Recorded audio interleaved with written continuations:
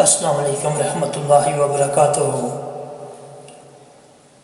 وطن کا سرمایہ حاضر ہے، ہماری سرحدوں کے محفظ،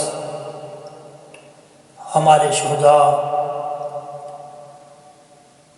اور ہمارے وہ مجاہد جو دیار غیر میں اپنوں سے دور رہ کر محنت کرتے ہیں، اپنے ملک کے لیے، اپنے خاندان کے لیے۔ ہمارے مزدور،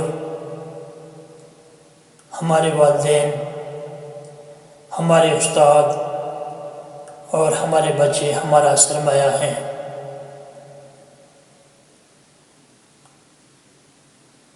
زمینی سطح پر رہنے والے لوگ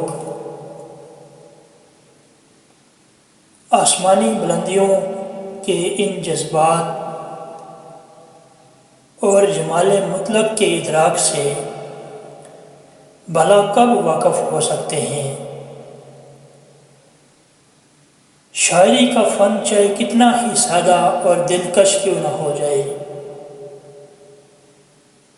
اگر دل خود ہی اجڑ چکا ہو